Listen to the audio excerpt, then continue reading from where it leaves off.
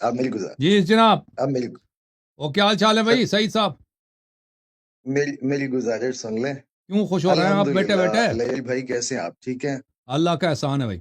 میں وہ میری بات پہ برا من آ گئے تھے مسلمان کہنے پہ، تو اس لیے میں ذرا تھوڑا سا مسکرا رہا تھا کہ میری بات بھی مکمل ہونے نہیں دی اور فوراً سے ریئیکٹ کر دیا انہوں چلیں نے. آپ مجھ سے بات کریں، دوسروں سے جو بات ہوئی ہے مجھے اس کا پتہ نہیں. مجھ سے کیا کہنا چاہتے ہیں بھائی آپ؟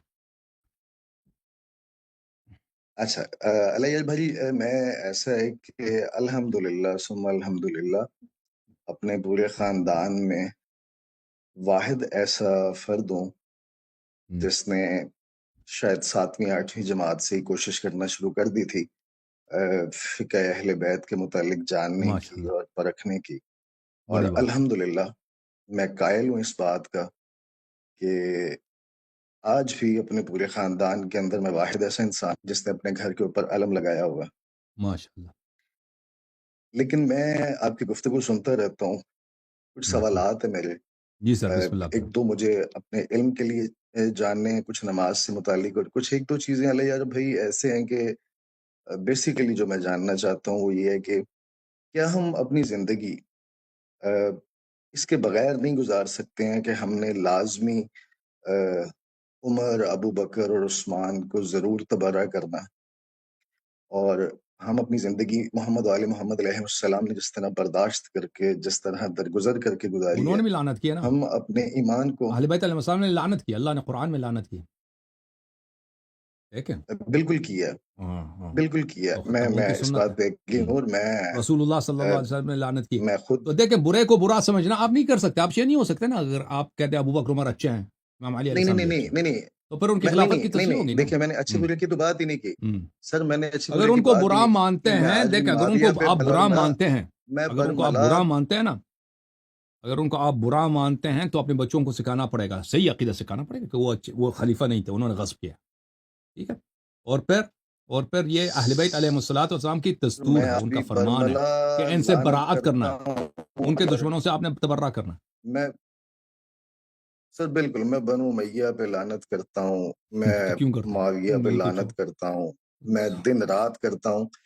میں صرف یہ جاننا چاہتا ہوں تو جہاں کس پہ معیار ہم پہ نے ضرور وہ بھائی، کس اختلافی معیار پر؟ مسائل بھی معاویہ رہے پہ ہیں. کرتے ہیں، ابو بکر عمر پہ نہیں کریں گے بھائی، کس معیار پر؟ نہیں نہیں، مطلب میں یہ سوچتا ہوں کہ کہیں نہ کہیں جا کے جناب علی علیہ السلام کی ان 3 خلفاء کے دور کی خاموشی کا مقصد کیا تھا؟ دین وہ کو تلوار بچانا، نہیں اٹھایا نا، تلوار اپنے نہیں ہاتھوں اٹھایا سے کیونکہ جزا نہ بکھرنے دینا، میں آپ کو بتاتا ہوں. تاکہ امیر اپنے المؤمنین ہاتھوں علیہ سے جس دین کو اپنایا تھا. جی میں آپ کو دکھا دیتا ہوں امیر جی جی. المؤمنین علیہ الصلوۃ والسلام کا خطبہ مبارک.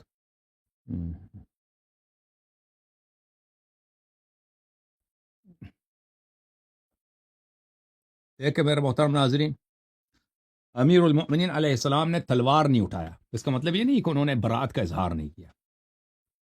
اچھا، یہ کتاب ہے الروض من الکافی للکلینی رحمہ اللہ، جلد نمبر 8. یہاں پہ الخطبہ الطالوتیہ، یہاں پر امیر المؤمنین علیہ السلام کا خطبہ ہے. ان امیر المؤمنین علیہ السلام خطب الناس بالمدینہ، مدینہ میں انہوں نے یہ خطبہ بیان فرمایا. اس میں یہ الفاظ ہیں: ایھا الامۃ التي خدعت فانخدعت، اے امت جس کو دھوکہ دیا گیا ہے، فانخدعت، اور اس نے خود دھوکہ بھی قبول کیا. دھوکہ اس کو دیا، امت کو دھوکہ دیا گیا ہے، لیکن امت کو سمجھ آئی ہے کہ یہ دھوکہ ہے، اور دھوکے کو اس نے قبول کیا. وعرفت خدیعۃ من خدعها، اور اس امت کو سمجھ بھی آئی ہے کہ جس نے اس کو دھوکہ دیا وہ کون ہے، وہ دھوکہ کیا ہے. فاصرت علی ما عرفت واتبعت هواها، اور اس امت نے پتہ بھی چلا کہ دین سے منحرف ہو گئے، ہم دین میں ہمیں دھوکہ دیا گیا، فریب دیا گیا، ہم بے دین ہو گئے، پتہ بھی چلا کہ یہ بے دینی ہے، اس کے باوجود اس کو قبول کیا، اس پہ راضی ہو گئے. وضربت في اشواق غوايتها وقد استبان لها الحق فصدت عنه والطريق الواضح تنكبته، اور یہ اپنی گمراہی میں، اپنی تاریکی میں چلنے پہ راضی ہو گئی ہے، اور ان کو پتہ چلا کہ صحیح سیدھا راستہ، مستقیم راستہ، روشنائی کا راستہ کس طرف ہے، اور اس کو انہوں نے خود جان کر چھوڑ دیا. اے امت، ایسے امت کو خطاب کر کے اے امت والو. اچھا، اس کے بعد فرماتے ہیں مزید: والذی فلق الحب وبرأت النسمة لقد علمتم انی صاحبکم. یہ ابو بکر کے خلافت کے کچھ دن بعد انہوں نے یہ خطبہ بیان فرمایا تھا مدینے میں کہ اس اللہ کی قسم جس نے دانے کو چاک کیا ہے اور انسانیت کو خلق کیا. آپ جانتے ہیں کہ میں آپ کا امام ہوں. والذی بہ امرتم، اور جانتے ہو کہ اللہ نے تمہیں حکم دیا کہ میری اطاعت تم پہ واجب ہے. وانی عالمکم، اور میں تمہارا عالم، تمہارا پیشوا میں ہوں. والذی بعلمہ نجاتکم، اور میں وہی ہوں جس کے علم میں آپ کی نجات ہے. ووصی نبیکم، اور آپ کو پتہ ہے کہ میں آپ کے نبی کا وصی ہوں. وخیرۃ ربکم، اور اللہ نے مجھے انتخاب فرمایا. ولسان نورکم، اور میں لسان نور ہوں، زبان صدق ہوں. والعالم بما یصلحکم، اور میں جو آپ کی صلاح ہے وہ علم میرے پاس ہے، کسی اور کے پاس نہیں ہے. اچھا،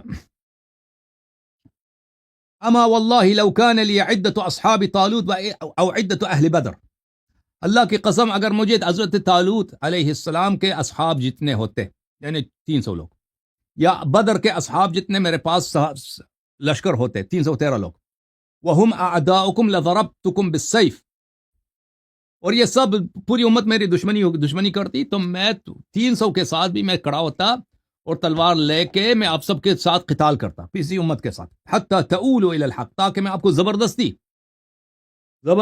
آپ کو حق کی طرف واپس پلٹا دوں.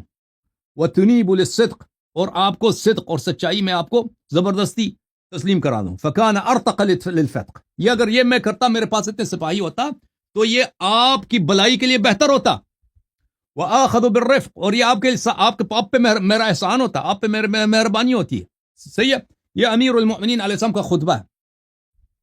ثم خرج من المسجد، اس کے بعد وہ مسجد سے باہر نکل آئے. فمر بصیرۃ فیہا نحو من 30 شاہ، وہاں پہ ایک گلا تھا شیپرڈ کا، کسی کیا بولتے ہیں اس کو اردو میں، نہیں، شیپرڈ کو کیا بولتے ہیں اردو میں بھائی، میں بھول گیا، وہ جو بکریاں چراتا ہے، چرواہا جو بکریاں چراتا ہے، چرواہا. ایک چرواہا تھا، چرواہے کے پاس ایک گلا تھا. گلا بولتے ہیں نا جو جماعت ہوتی ہے بکریوں کا، گلا بولتے ہیں اردو میں، کیا بولتے ہیں اس کو؟ گلا، آئی تھنک اسی طرح کا ورڈ ہے. ہاں چل، ہم تو پاکستانی نہیں ہے، پاکستان میں رہتے بھی نہیں، الفاظ تو ہم اردو پڑھتے نہیں تو الفاظ بھول جاتے ہیں، جو آتی ہے وہ بھول جاتے ہیں. تو انہوں نے دیکھا وہاں پہ ایک گلا ہے کس کا؟ دمبوں کا ایک گلا ہے، اس میں 30 کے لگ بھگ دمبے ہیں کسی چرواہے کا. فقال والله لو ان لي رجالا ينصحون لله عز وجل ولرسوله بعدد هذه الشياه، اللہ کی قسم اگر میرے پاس اتنے مرد ہوتے جتنے اس گلے میں دمبے ہیں، یعنی 30 کے لگ بھگ، جو مخلص ہوتے ہیں، فرمان بردار ہوتے ہیں، ٹھیک ہے نا. لازلت ابن آکلۃ الذبان عن ملکه، میں یہ ابو بکر جو تھا نا، یہ میں آپ کی خدمت میں عرض کروں، یہ اس کے والد صاحب وہ چکلے میں ملازم تھے، اور اس کی والدہ بھی وہاں پہ چکلے میں، یہ جاڑو، یہ بڑھیا ہو گئی تھی نا، تو اب وہاں پہ یہ اس کا کام کیا تھا، وہاں پہ مچھر مارنا. یہ بڑے فقیر لوگ تھے، یہ وہ چکلے میں مچھر ادھر ہوتے تھے نا، کھانا ملتا تھا کسٹمرز کو، تو ویسے وہ گندگی میں تو مچھر ہوتا ہے، تو یہ مچھر مار کے اس کو کاتی تھی. یہ جماعت عمریہ کے کتب میں بھی ہے کہ اس کے ابو بکر کو اس کے مخالفین کیا کہتے تھے کہ وہ عورت جو مچھر کھانے والی عورت ہے. امیر المؤمنین علیہ السلام نے فرمایا کہ میں اس مچھر کھانے والی عورت کے بیٹے کو، یعنی کون؟ جناب حضرت خلیفہ ابو بکر صاحب، اس کی تخت سے میں اتار دیتا. یہ کیا چیز، اگر میرے پاس 30 آدمی ہوتے ہیں نا، ٹھیک ہے، تو یہ آپ نہ کہیں کہ امیر المؤمنین علیہ السلام ساکت رہے، تبرہ نہیں کیا، انہوں نے تلوار نہیں اٹھایا، کیونکہ سب غدار تھے. کہنے کا مطلب یہ ہے کہ ہاں، سب غدار تھے. یہ امت بڑا ملعون امت ہے، اس امت سے بڑھ کر ملعون امت ہے ہی نہیں. یہ یہودی ان پہ اشرف ہیں، عیسائی ان پہ اشرف ہے، ہندو ان سے اس امت سے بہتر ہے، جنہوں نے حضرت زہرا سلام اللہ علیہ کو شہید کیا، ان کے گھر پہ آگ لے کے آئے. آپ کے کہنے کا مطلب یہ ہے کہ نبی علیہ السلام پہلے خلیفہ کے خلاف صرف اس لیے نہیں اٹھے کہ آپ کے ساتھ کم از کم 30 مرد بھی نہیں تھے جو آپ کا ساتھ، بالکل اس لیے آپ خاموش رہے. حضرت ہارون علیہ السلام سامری کے ساتھ لڑتے، سامری نے کیا کہا کہ آ جاؤ نماز پڑھو تراویح، کس کے سامنے؟ بچڑے کے سامنے، بچڑا، اس کی عبادت کرو. ہارون علیہ السلام لڑتے لیکن کوئی ساتھ دینے والا نہیں تھا. جوم جاؤ، پرواز کرو، کیوں فخر سے سر اٹھا، کیونکہ اللہ تعالیٰ نے تمہیں انتخاب کیا. صراط حق پر صرف تم ہو، صراط ایمان پر صرف کیا، کیونکہ اللہ تعالیٰ نے تمہیں انتخاب کیا. صراط حق پر صرف تم ہو، صراط ایمان پر صرف